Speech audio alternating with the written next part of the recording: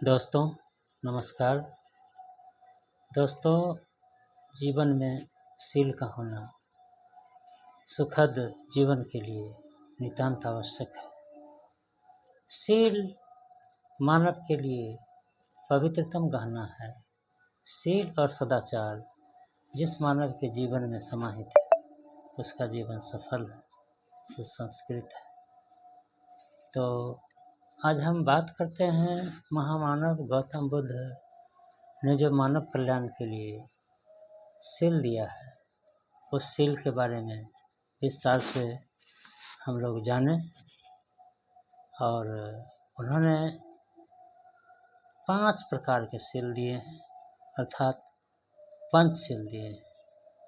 पहला सील उन्होंने दिया है पाणातिपाता वेरमणि सिक्खापदं समादयामि, अर्थात मैं प्राणी हिंसा से विरत रहूँगा, मैं किसी के प्रति हिंसा नहीं करूँगा। हिंसा का मतलब किसी को किसी हथियार से मारपीट करना ही नहीं, उसकी हत्या करना ही नहीं, बल्कि हिंसा का अर्थ व्यापक अर्थों में है कि हम अपने मन, वाणी और विचार से किसी को भी कष्ट न पहुँचाएं, किसी को दुख न पहुँचाएं। यही प्राणी हिंसा का अर्थ होता है, जिससे गौतम बुद्ध ने सुखी जीवन के लिए, शांतिपूर्ण जीवन जीने के लिए, हिंसा से विरत रहने के लिए, त्याग करने के लिए उन्होंने कहा है। दूसरा सील उन्होंने बताया अदिन्ना दाना वेरमणि सिक्खापदं समादयामि, अर्थात मैं चोरी से विरत रहूँगा, बिना किसी की अनुमति के किसी का सामान नहीं लूँगा। और चोरी से जो विरत रहेगा उसमें संस्कार खुलकर बढ़ते चले जाएंगे और एक दिन यह उसे अधिक संतोष के साथ साथ सामाजिक प्रतिष्ठा भी प्रदान करेगा। दोस्तों, अब दूसरे के बाद अब तीसरा है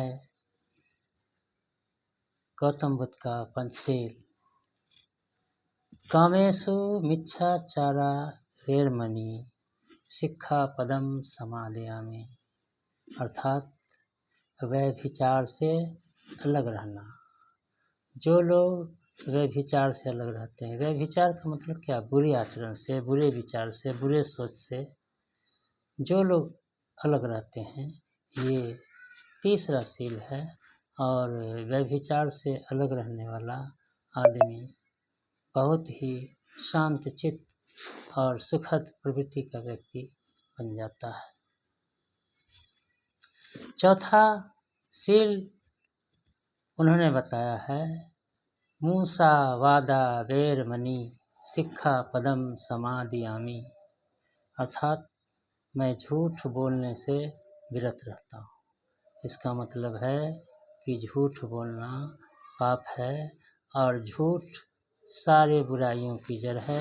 इसलिए जीवन में झूठ नहीं बोलना चाहिए, झूठ का आश्रय नहीं लेना चाहिए। ये झूठ आदमी को महत्वहीन बना देता है। और इसका 5वां सील है मुथ्यामथा मजापवदत्थाना वेरमणि सिक्खापदं समादयामि। इसका मतलब हो गया कि मैं नशे से विरत रहूँगा, मदिरा से विरत रहूँगा, क्योंकि नशापान और मदिरा आर्थिक रूप से तो तबाह करता ही है, सामाजिक रूप से भी प्रतिष्ठा का हनन करता है। और यह सामाजिक प्रतिष्ठा के बिना जीना मर जाने से बेहतर है। इसलिए गौतम बुद्ध ने जो हमारे जीवन में पंचशील के बारे में बताया है, इसका पालन करने से व्यक्ति समाज में और आसपास में एक अच्छे व्यक्ति के रूप में गिना जाता है। उसका मान सम्मान, उसकी प्रतिष्ठा इन्हीं पंचशील पर टिकी हुई है। इसलिए ये पंचशील बहुत ही साधारण है, आसान है। इसका पालन करना स्वास्थ्य को बेहतर बनाने जैसा है। इसलिए किसी भी व्यक्ति को पंचशील का पालन करने पर उसे उसका लाभ इतना बेहतर लगेगा कि वो उस पंचशील के लिए वो सब कुछ त्याग सकता है, मगर वो पंचशील की शरण में ही रहेगा, क्योंकि पंचशील की शरण में वही व्यक्ति रह सकता है जो 3 शरण को जान चुका है। और 3 शरण के बारे में मैंने इसके पहले के वीडियो में भी बताया हूँ, पुनः मैं बता देता हूँ। पहला रत्न है बुद्धं शरणं गच्छामि, अर्थात मैं बुद्धि की शरण में जाता हूँ, ज्ञान की शरण में जाता हूँ। इसके अलावा किसी की शरण में नहीं जाता हूँ। जो ज्ञान और बुद्धि के शरण में होते हैं उनकी सारी समस्या का समाधान उस बुद्धि और विवेक से होना तय है और निश्चित होता है। तो बुद्धं शरणं गच्छामि यानी हमें किसी की शरण में जाने की ज़रूरत नहीं है, मुझे अपने आप की शरण में जाने की ज़रूरत है, अपना प्रकाश स्वयं बनने की ज़रूरत है। फिर तो हमारे जीवन का उद्धार ही उद्धार हो जाएगा, अगर हम अपने प्रकाश को खुद फैलाएं और खुद प्रकाशित हों। दूसरा मैंने बताया धम्मं शरणं गच्छामि, अर्थात मैं धम्म की शरण में जाता हूँ। यही धर्म है। धर्म का अर्थ तो धारण करना होता है, लेकिन धारण क्या करना? वो चीज़ धारण करना जिसका नाश नहीं। तो हम जितने भी चीज़ धारण करते हैं उन सारी वस्तुओं का एक न एक दिन नाश होना तय है, लेकिन सत्य का कभी नाश नहीं होता। इसलिए हम सत्य को ही धर्म कहें तो अच्छा रहेगा, और ये सीधा और सरल भी समझने में प्रतीत होता है। तो सत्य ही ईश्वर है, सत्य ही धर्म है, और सत्य और ईश्वर वही है जहाँ निडरता है, इसलिए निर्भीकता ही धर्म है। तो धर्म का व्यापक अर्थ अगर समझा जाए तो धर्म का व्यापक अर्थ होता है नैतिकता से, शुद्ध आचरण से, संघर्ष से, त्याग से और सत्य, करुणा, प्रेम, दया, इन सारी बातों का, सारे बिंदुओं का समावेश धम्म के अंतर्गत आता है। और धम्म में रहने वाला व्यक्ति बिल्कुल ही शांत चित्त मन से जीते हुए अपने जीवन का बड़ा ही सुखमय और आनंदमय जीवन को जीता है और वो आनंदित होता है। तीसरा रत्न मैंने बताया था संघं शरणं गच्छामि, अर्थात मैं संघ की शरण में जाता हूँ। संघ संगठन हो सकती है जहाँ जब लोग इकट्ठे होते हैं तो उनमें स्वतः बल का स्फूर्त होता है और लगता है कि हम अकेले नहीं हैं, हमारी परेशानियों के लिए हम एक दूसरे के लिए हैं। और संघ संगठन हम सभी का कल्याण करता है, और संगठन में रहने वाला व्यक्ति हमेशा निश्चिंत और आनंदित होता है।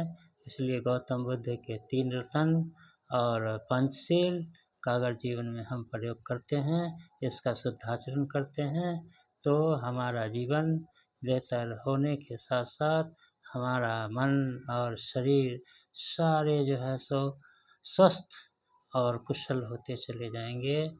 ये जीवन जीकर और अनुभव कर ही इसका आनंद और मज़ा लिया जा सकता है। इसलिए हमारे जीवन में पंचशील जो 5 प्रकार के शील हैं, इनका अपने जीवन में उतार लें। सिर्फ हर कदम पर जहाँ गलत होने को हो, वहाँ पर इन पंचशीलों को याद कर लें और याद करते ही उस पर कायम हो जाएं, तो हमसे इसके विरुद्ध कोई कार्य नहीं हो सकता है और हम पूरी तरह पंचशील के तहत ही अपने जीवन को बेहतर और सुंदर ढंग से बिता सकते हैं और इस जीवन को सही मायनों में जीवन का अर्थ बता सकते हैं। मित्रों, आगे अपनी बात रखने के क्रम में मैं पुनः आपको स्मरण करना चाहता हूँ कि अभी तक आपने इस वीडियो को लाइक नहीं किया है तो कृपया लाइक कर लें, शेयर कर दें और साथ ही साथ कमेंट करें। यदि आपने अब तक मेरे चैनल स्वास्थ्य कुशलता के रहस्य को सब्सक्राइब नहीं किया है तो इसे भी सब्सक्राइब कर दें और बेल आइकन का बटन दबा दें। दोस्तों, फिर हम आगे इसी तरह का वीडियो आप लोगों तक पहुंचाते रहेंगे और आशा ही नहीं है, विश्वास भी है कि आप लोग मेरे इस वीडियो से लाभ उठाएंगे और लाभ उठाकर अपने जीवन को सुदृढ़ और शांतचित्त मन की तरह रखकर अपने जीवन को उत्तरोत्तर आगे जीते रहने के लिए और अपने जीवन को सफल बनाने के लिए, इसके साथ ही आप अपने जीवन अनुभव को दूसरों तक पहुंचाने के लिए आप कृत संकल्प होकर आगे बढ़ेंगे और खुशी और प्रसन्नतापूर्वक आपका जीवन हो। इन्हीं कामनाओं के साथ जय हिंद, जय भारत, जय भारत, जय संविधान, जय